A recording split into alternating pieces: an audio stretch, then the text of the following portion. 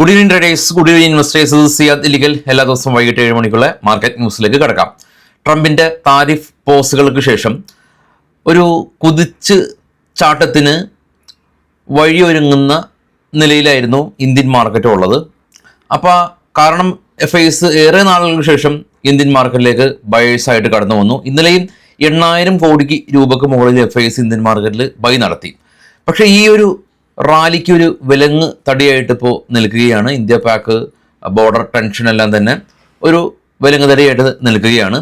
Nifty 24,350 ഒരു ഹൈയൊക്കെ ഒന്ന് create ചെയ്തിരുന്നു. ഒരു 100 പോയിന്റ് അപ്പിലൊക്കെ പോയിരുന്നു. എന്നാൽ ഇന്നത്തെ ഡേ ഹൈയിൽ നിന്ന് 470 പോയിന്റ് ഇടിഞ്ഞ് 23,900 നിഫ്റ്റി ടെസ്റ്റ് ചെയ്തു. മാർക്കറ്റ് ക്ലോസ് ചെയ്യുന്ന സമയത്ത് കുറച്ച് പോയിന്റുകളെല്ലാം തന്നെ റിക്കവറി രേഖപ്പെടുത്തി 24,000 മുകളിൽ നിഫ്റ്റി ക്ലോസ് ചെയ്യാൻ സാധിച്ചു.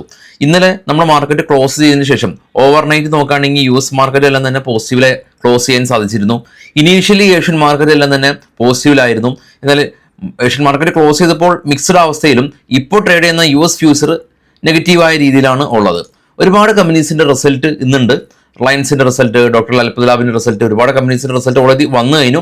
RBL bank, DCB bank, Shriram finance, bank of Maharashtra, force motors, Tata technology, Atul limited തുടങ്ങിയ കമ്പനീസിന്റെ റിസൾട്ട് ഇന്നുണ്ടായിരുന്നു.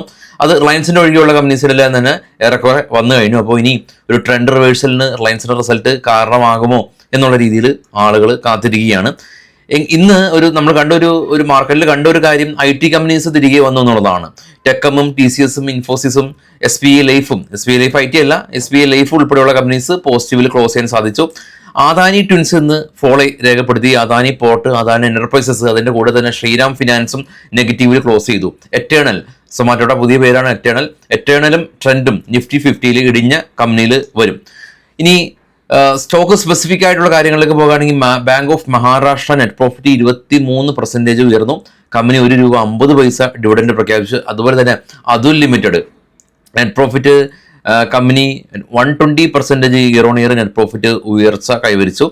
കമ്പനി കൂടാതെ തന്നെ ഡിവിഡൻഡ് ഒക്കെ പ്രഖ്യാപിച്ചിട്ടുണ്ട്. ഇനി നമുക്ക് നമ്മളുടെ പ്രധാന വിഷയത്തിലേക്ക് കടക്കാം. ഇന്നലെ നമ്മൾ കണ്ടിരുന്നു ഈ ഒരു നമ്മളുടെ PM മോഡി സൗദി സന്ദർശനം കട്ട് ചെയ്ത് ഇന്ത്യയിലേക്ക് എത്തിയത് നമ്മളെല്ലാം തന്നെ കണ്ട കാര്യമാണ്. ഇന്നിപ്പോൾ പുതിയതായിട്ട് chief army general Upendra Dwivedi ഈ ജമ്മു കാശ്മീർ സന്ദർശിച്ചു. സെക്യൂരിറ്റി സിറ്റുവേഷൻ എല്ലാം തന്നെ റിവ്യൂ ചെയ്തു എന്നുള്ള ഒരു ന്യൂസാണ്. കൂടാതെ തന്നെ യൂണിയൻ മിസ്റ്റർ അമിത് ഷാ ഇന്നലെ സ്പോട്ട് വിസിറ്റ് ചെയ്തിരുന്നു. പക്ഷേ ഇന്ന് അദ്ദേഹത്തിൻ്റെ വസതിയിൽ 4 PM മീറ്റിംഗ് അറേഞ്ച് ചെയ്തിട്ടുണ്ട്. യൂണിയൻ മിനിസ്റ്റേഴ്സിനെല്ലാം തന്നെ മീറ്റിംഗ് അറേഞ്ച് ചെയ്തിട്ടുണ്ട്. കൂടാതെ നോർത്ത് ഇന്ത്യയിൽ നിന്ന് ഈ പോകുന്ന ഫ്ലൈറ്റ്, എസ്പെഷ്യലി മിഡിൽ ഈസ്റ്റിലേക്കും അല്ലെങ്കിൽ USA പോകുന്ന ഫ്ലൈറ്റ്, നോർത്ത് ഇന്ത്യയിൽ നിന്ന് പോകുന്ന ഫ്ലൈറ്റ് ജയ്പൂർ വഴി പാക് എയർവേയിലൂടെയാണ് പോയിക്കൊണ്ടിരുന്നത്. അപ്പോൾ ഈ ഒരു ടെൻഷൻ കാരണം ഈ പാക് ഈ എയർവേ എല്ലാം തന്നെ ക്ലോസ് ചെയ്തു. ഓൾറെഡി തന്നെ നമ്മളുടെ ബോർഡർ ക്ലോസ് ചെയ്തിരുന്നു. അപ്പോൾ എയർവേ ക്ലോസ് ചെയ്തു. അതുകൊണ്ട് തന്നെ ഫ്ലൈറ്റ്സിനെല്ലാം തന്നെ ഇനിയിപ്പോൾ ദീർഘദൂരം സഞ്ചരിക്കേണ്ടതായിട്ടുണ്ട്. അതുകൊണ്ട് തന്നെ ഫ്ലൈറ്റ് ചാർജ് എല്ലാം തന്നെ വേരി ചെയ്യും. കുറേ ഫ്ലൈറ്റ്സ് എല്ലാം തന്നെ ക്യാൻസൽ ചെയ്യും എന്നുള്ള അവസ്ഥയിലാണ് ഉള്ളത്. കൂടാതെ ഇന്നലെ നമ്മൾ കണ്ട ഒരു കാഴ്ച, ഈ പാകിസ്ഥാൻ അവരുടെ ഈ ഓരോ ഭൂഖണ്ഡാന്തര മിസൈൽസ് എല്ലാം തന്നെ ഇന്നലെ പരീക്ഷിച്ചിരുന്നു.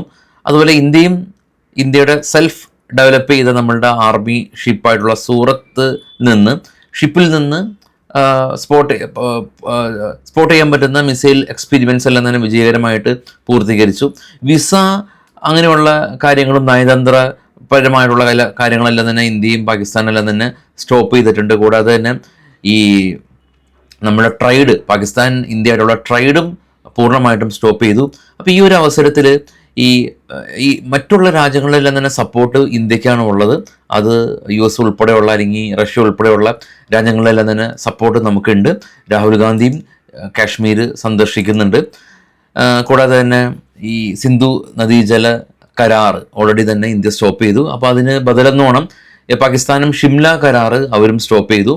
അപ്പോൾ ഇന്ത്യയും പാകിസ്ഥാനും തമ്മിലുള്ള ട്രേഡ് സ്റ്റോപ്പ് ചെയ്തതിനെ തുടർന്ന് ഇന്നലെ എല്ലാം തന്നെ പാകിസ്ഥാൻ മാർക്കറ്റെല്ലാം തന്നെ 2,500 പോയിന്റെല്ലാം തന്നെ ഇടിഞ്ഞിരുന്നു. അപ്പോൾ ഇതാണ് ഈ ഒരു ന്യൂസ്. അപ്പോൾ ഇന്നത്തെ മാർക്കറ്റിൻ്റെ ഒരു ഫോള് രണ്ട് രീതിയിൽ, ഞാൻ എപ്പോഴും പറയാറുള്ള പോലെ രണ്ട് രീതിയിൽ നമുക്ക് റീഡ് ചെയ്യാം. ഇത് ഫേസ് ഇന്ത്യൻ മാർക്കറ്റിൽ ബൈ നടത്തി കിട്ടും.